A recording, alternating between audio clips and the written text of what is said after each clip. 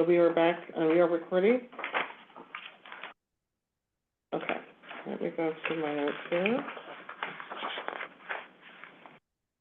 Okay, so we have, you did put those in the chat, the two recommendations, or did we not do that? Yes, and I'll put them in the chat and maybe put them into the record, the public meeting record. Madam Chair, I would like to ask legal counsel to provide feedback if these are two possible motions in compliance with policies, bylaws, and law, and our role as a board. And also ask the executive director for feedback as well on those two motions. I'll read them as not as making motions, but as a suggestion to get feedback for the board to consider. The first possible action on adopting recommendations is for the board to consider to move to direct the executive director to proceed with the recommendations presented by legal counsel and investigative report, and further share the investigative report with the executive director to implement the recommendations, included but not limited to bringing employment and contractual agreements to compliance. So that's a first possible action. The second possible action, unlimited release of the investigative report to PERS investigation related to a topic pertinent to the whistleblower.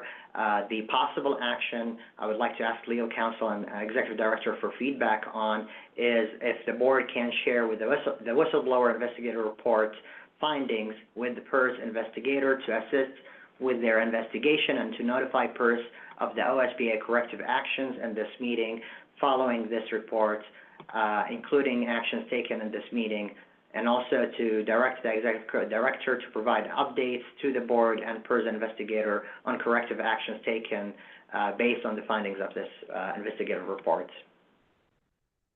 So again, this is not a motion, just consult with legal counsel and the executive director on two possible actions. So we would need your feedback on the potential motion, the possible motions, so we can move forward.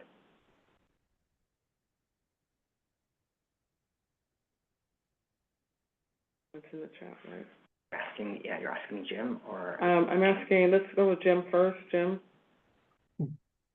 your thoughts on the two motions?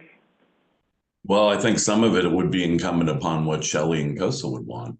I mean, we can want whatever we want here at OSBA, but they may not want to move forward in those roles or in that manner, because you can't force a party into a contract. So I think there would need to be some discussion with regard to whether, in fact, if the board wanted to go that way, whether COSA wanted to go that way, or if Shelley wanted to go that way. So, we can say whatever we want to say, but you can't force parties into a contract. Emily, you have a question?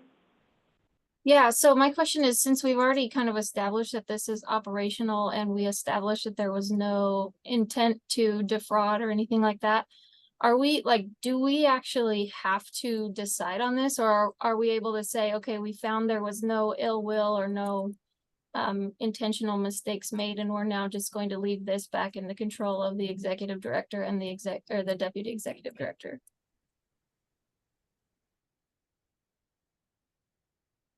Kim, could you?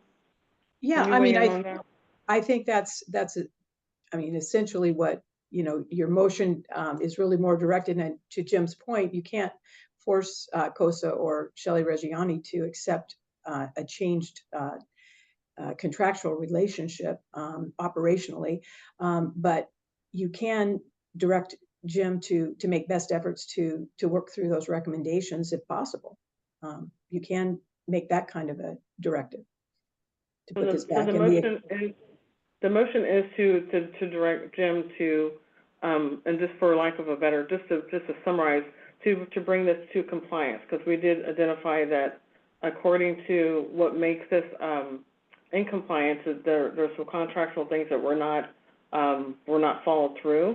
So we can direct with our recommendation, we can move to ask the executive director to make the changes needed to bring it into compliance.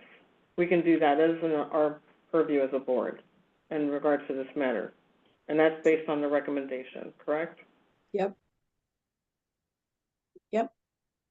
Okay, Linda, and then Chris. Oh, thank you all for your comments. That's exactly what I was going to say. I don't think we need to vote on anything. The recommendation I support, and I don't know, everyone else can do what they decide, but this is a Jim, attorney, and COSA issue. And I think Jim and the attorney and COSA and Shelley can work things out, and within the house of COSA and OSBA and PERS, and probably come to a resolution on this and we move on. I'm sorry it had to get to this point, because I think there could have been some, what I consider direct communication between COSA and OSBA and the staff involved, but I also support when people want to come forward. But I also believe in going to the person first, and sound like it didn't directly come to OSBA first, to Jim anyway. So I agree with what Sonia has said, Emily just said, and if that's okay, Jim, you're good at working things out. So I leave it in Jim and the attorney's hand. That's my recommendation. And I'm leaving this meeting. I have another meeting that I'm at already. So if that's okay. Thanks, Linda. Chris Cronin? So I believe the task of this meeting is to consider the whistleblower complaint. I think everything else is operational. So my motion. Okay, that's what I was getting. I'm going to move that we find that the whistleblower, that we have considered the whistleblower issue, and that we find no intent to commit any sort of fraud. I may be not using the right language, and that we find that it's insubstantiated. That's my motion. Scott Rogers, second. Um, Let me go first and a second. Chris, do okay. you mind writing the motion in the chat so Linnell can capture it? So unless, Linnell, you have captured it. Okay. Writing it would be wonderful. Who took the second? Scott Rogers. Scott Rogers. Not. Thank you.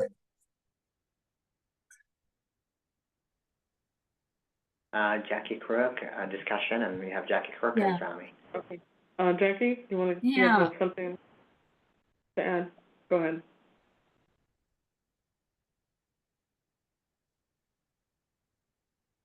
Go ahead, Jackie. Can you hear me? Now we can. Yes, we can hear you. Okay. I'm not sure that that's the motion we should make.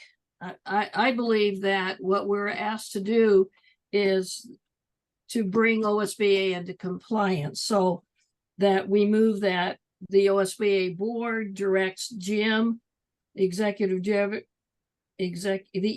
to make the necessary changes to bring OSBA into compliance with the PERS regs. So I'm a little concerned about Chris's motion. I mean, I agree with Chris that, and what if we pass this motion, that's what we would actually be saying, is what Chris is saying, is that there's no intent to defraud.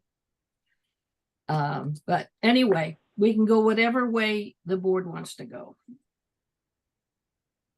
Thank you, Jackie.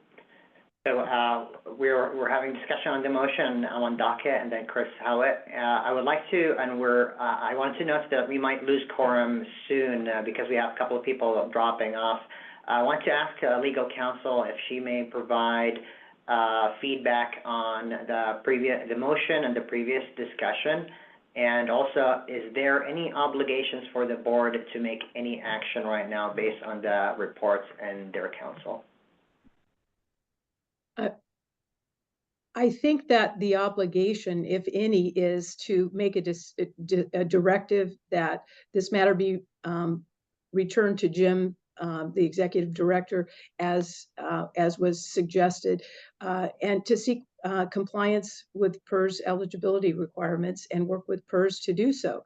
And if in fact they do not want to continue the contract, COSA, because they don't choose to do so, then the contract will end. Thank you. We'll go with Chris Howlett next. Yeah, so it's been a great conversation, and I do believe that we strayed very heavily into operations, and it would be appropriate for the executive team to tell Jim that it needs to be in compliance, and then let Jim do that, because that's what we pay him for. And we are steering very, very hard into operations to try and direct how it needs to be changed, what needs to happen, if they even need to keep the contract. It's something that Jim needs to be aware of what the whistleblower was, and the executive team can say, you know what, we need to just make sure this is correct. Jim, please make it correct, and then let him do his job. Because it sounds like a lot of what we've had in here, it's a unique, different situation. We haven't had this come up as a conversation before. And I think procedurally, it's operations, it's employment, and it's contracts, and we don't handle that as a board. That's why I think we're having so much trouble figuring out what's the motion, what's the option, what's going on, is because it's really not our purview. And I also have to go 11:30 hard stop. Thank you, Chris. There's no further discussion, and we have a motion on the table. Would you like me to read the question on the table? Oh, yeah, go ahead. The question on the table, where is it? Chris moved and properly seconded that the board has considered the whistleblower complaint and heard counsel, and that it is unsubstantiated. Would you like me to go through a roll call? Yeah. Folks, please unmute, and I'll go over alphabetically. Craig Albright. Yes. Ashley. Ashley. Oh, she had excused. Jeffrey. Yes. Chris Cronin. Yes. Jackie Crook. Jackie Crook. I hear a no. I hear there's a thumbs up, and that's a yes. Lori Denzuka is excused. Katrina Dari is excused. Neil Gupta. Yes. Linda Hamilton. Linda Hamilton is excused. Chris Howlett. Yes. Greg Kins. Yes. There's no action. Erica Lopez. Yes. Steve Lowell. Yes. Sonny McKenzie. Yes. Alonzo Oliveros. Yes. Excused. Oh, sorry. Yes. Chrissy Rice. Yes. Scott Rogers. Yes. Emily Smith. Yes. Don Watson. Yes. Maureen Wall. Yes.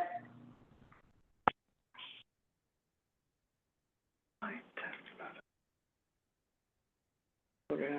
16 votes and affirmative, no votes and negative. Okay. All right, so that is approved. And so we don't have another motion. We don't have any other motions.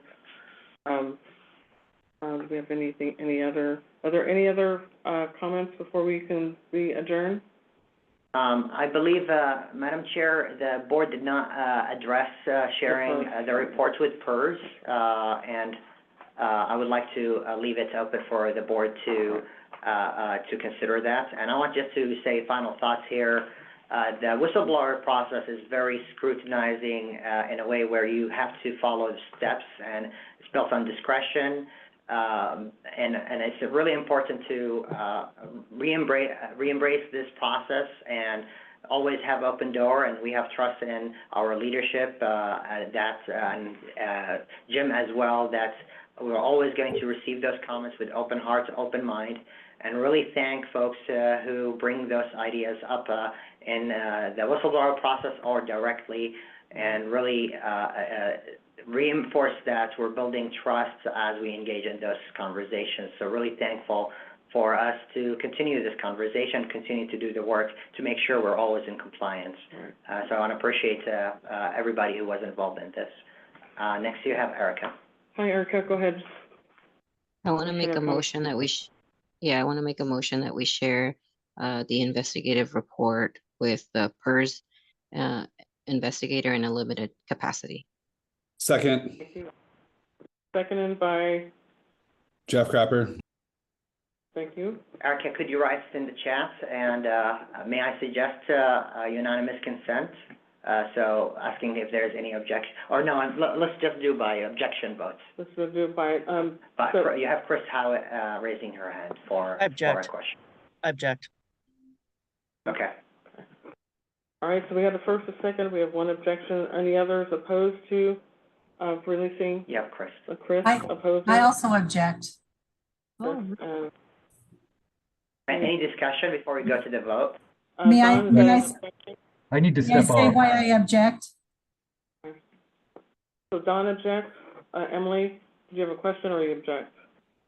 I object. Why? May I Yes, say Chris. why I object? Yes, Chris. Scott, you object? Correct. Oh, I Okay. object because I don't believe that this is the board's prerogative to direct the executive director to share the report. I think that is, again, operational. And I agree with that, Chris. Do we have to give permission? That's the only question is, do we have to give permission to release it? If we don't, then I agree with you. If we have to give permission, then I will do whatever Jim needs. Well, we do have legal counsel, and that is why they are here, so we'll have Kimberly respond to that. Yeah, I think you the- can do the- either one. I think there's no prohibition against you directing that it be shared with PERS, but if you prefer and if you feel more comfortable that this is an operational issue, you would rather No. have. Just let Jim do his job. You could do that. Okay. So yeah, I that- remove my second. So let's just let Jim do his job. So we have a motion on the table. You may move to table it indefinitely, or we go for a vote. So do we want to, we should, You have Erica's hands up. Erica, go ahead. I was gonna say, can I move to then rescind my motion? yes. Is there a second Is for there it? a second to rescind? Yes, second. Seconded by Jeffrey. All right, and Jackie, you have your hand up? Okay, so the motion was first and seconded, opposed, and then rescinded. Any other, so that is off the table. Any other comments before we adjourn? Actually, ask for any objection on the motion to rescind. Any objections on the motion to rescind? Chris, you have your hand up? There's no There's no objection. objections? Okay, so there are no objections. Okay. Okay, so if there are no other further comments, we Yeah, are, Chris, Chris, hands up. go ahead. Do you have your hand up? Did you have a question? I just, no, Madam Chair, thank you so much. I just don't want to leave this meeting without making the statement of my personal full faith and confidence in our executive director and appreciation for his leadership during times of difficulty. COVID was a very difficult time, and we still have the remnants of that. And I just appreciate him and thank him for his continued service. Thank you, Chris. All right, we have the other comments in the chat. Okay. All right. There are comments in the chat. Agree, Chris. All right, so with no other comments, we are adjourned at 11:27. Thank you, everybody. Have a good one.